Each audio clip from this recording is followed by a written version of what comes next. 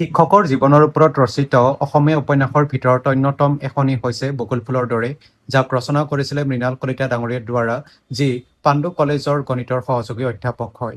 এই কিতাপখনে সাহিত্য অকাডেমীৰ শিশু সাহিত্য বঁটা 2021 চনত প্ৰাপ্ত কৰিছিলে। এই কিতাপখনি আজিৰ পৰা মই প্ৰায় 2-3 বছৰ আগতে কিনিছিলোঁ অসম গ্ৰন্থমেলাৰ পৰা, আৰু এই কিতাপখনৰ প্ৰকাশ কৰিছিলে বান্ধৱ প্ৰকাশনৰ দ্বাৰা। আৰু এই কিতাপখনৰ সেই সময়ত বজাৰ মূল্য আছিলে 200 টকা।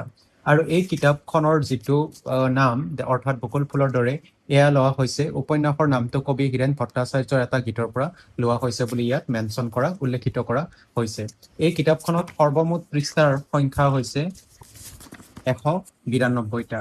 এই কিতাপখনে যদি আমি আৰম্ভণিখিনি চাওঁ তেতিয়াহ'লে এনেকুৱাকৈ আৰম্ভ হৈছে। অসীমৰ মনটো দুখেৰে ভৰি পৰিল, সি স্কুলৰ গেটৰ কাষৰ বকুল গছজোপাৰ ছাঁত বহি আছে অকলে। তাৰ কাষৰে লগৰ ল'ৰা ছোৱালীবিলাক অহা যোৱা কৰি আছে, কোনেও তাক মাত এষাৰ লগোৱাৰো প্ৰয়োজন অনুভৱ কৰা নাই। মই ভাবোঁ এখনি খুবেই সুন্দৰ উপন্যাস। যদিও এই উপন্যাসখন মূলতঃ শিশু উপন্যাস হয়, কিন্তু মই ভাবোঁ সকলো বয়সৰ ব্যক্তিয়ে এই কিতাপখন পঢ়িব পাৰে।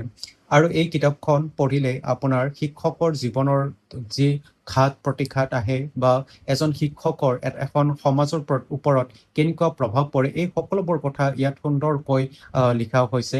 আৰু সঁচাকৈ মন যায় যে এজন যাতে ভাল শিক্ষক হৈ সমাজখনক আৰু আগুৱাই নিব পাৰি। এখনি খুবেই সুন্দৰ কিতাপ। মই ইয়াক 5ৰ ভিতৰত 5 দিম, আৰু সকলোকে ৰেকমেণ্ড কৰিম যে এই কিতাপখন আপোনালোকে এবাৰ হ'লেও পঢ়ক।